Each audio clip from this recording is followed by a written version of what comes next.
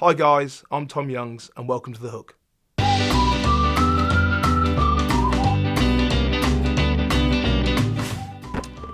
Question from Marissa Cahill: which is more challenging, farming or rugby? So Marissa, I say that rugby has been a great challenge over the years. I think farming's challenging at the moment. I think there's some things going on behind the scenes. I would say personally, I haven't done enough farming to say it's challenging, but I'd say rugby's been the most challenging thing for me so far in my life. Lots of highs, lots of lows, and a mixed bag at times. Question from Stephen Francis: what's the toughest match you've played in and why? Great question, Stephen. There's plenty of tough games. It's very hard to specifically say one. I think any of the international games are very tough. I think any of the top-end Premiership games are extremely tough. Someone like when you go and play Saracens, you're in the game for 50, 60 minutes, and suddenly the last 20 minutes they really take hold, and that's quite frustrating at times. The toughest games for me personally are the most physical games, when as a forward pack you're up against it most days, and extremely tough when you play against a very good forward pack and you come off and you can hardly walk on a Sunday. Howard Trantry: have you ever called a Tigers line-out call by mistake when playing for England, or is Ellis Genge as scary as he looks? Good question. I'd say Ellis Genge is a big softie really in some regards. He's a great bloke.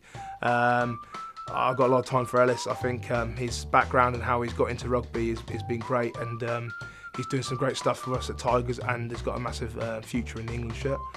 Regarding getting line-up calls or calling the wrong one, no I haven't, but it is quite tricky when you do go away with England and you've got your Tigers calls. It takes a little bit of learning and a bit of time to sort of adjust back to the England calls. Edward Bourne: what's more exciting, getting an England cap or getting a new Bailey trailer? Great question. I would say I'm excited about both, or was excited about both.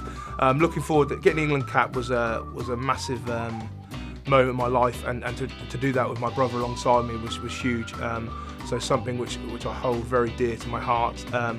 But also looking forward to getting a Bailey trailer. They are the best in the market, of course.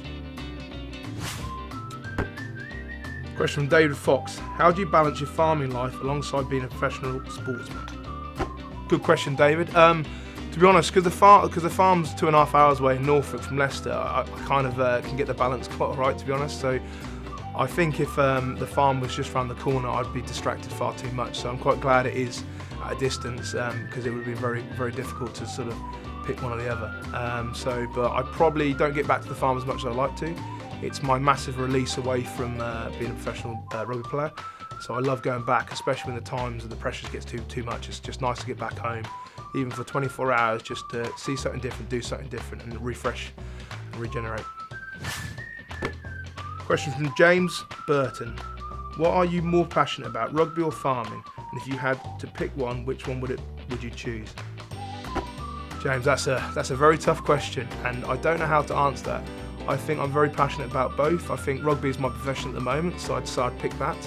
I'm a great believer in that you can't do multiple things. I think you have to buy into the one thing, and if you really want to give it a good crack, really focus all your energy into that. So I think I'd choose rugby at the moment, but that will soon switch when I'm too old to run on a pitch. Soon switch to farming, and my passion for farming will come more and more and more. But as I say, it's a tough one to choose from, but I will pick rugby at the moment. Question from Jemma Smalley: how many more years do you think you'll be playing professional rugby for, and do you plan on retiring to farming full time? Jemma, I'm hoping to play a few more years yet. I'm 32 now, young in real world, but getting old in a professional world. But yes, I will turn to the family farm. I'm very lucky, and something I never take for granted is that I've got two things I love in the profession, and one's rugby and one's farming, and I get to do them both. So I think when I retire from rugby, I'll be very sad to leave it, but I'll also be very excited for my next chapter, which will be on the family farm. Question from Brian Walsh: which Six Nations away venue was your favourite?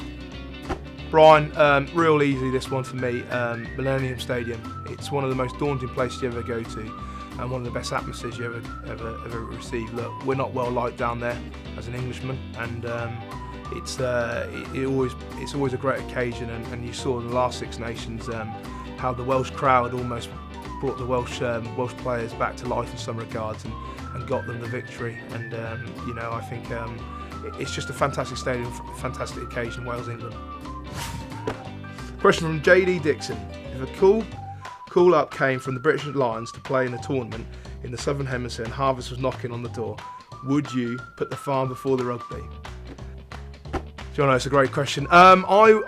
Look, I think it's one of them, you know, opportunities in life you don't get very often. I've got plenty more Harvest left in my life, so I think I'd have to abandon my dad and say, sorry, Dad, you'll have to take the fort, and I'm going on the tour. And I think actually he'd encourage me out the door, and he'd probably join me over there to come and watch. So look, we're farming mad, but also rugby mad as a family. So I'm sure I'll be quite all right to sort of walk away from it.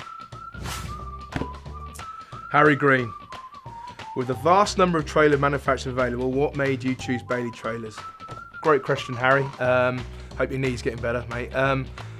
What made us choose Bailey? They're just, I love the company. I think actually, having gone round there, they're such a family company, and I'm a big believer in family, and I fully respect that. I think the product they produce is unbelievable. You see those trailers everywhere around the country, if not around the world, and they're well built, well made, and will last for years and years and years. So for me, it was an easy choice, and that's why we've gone with them.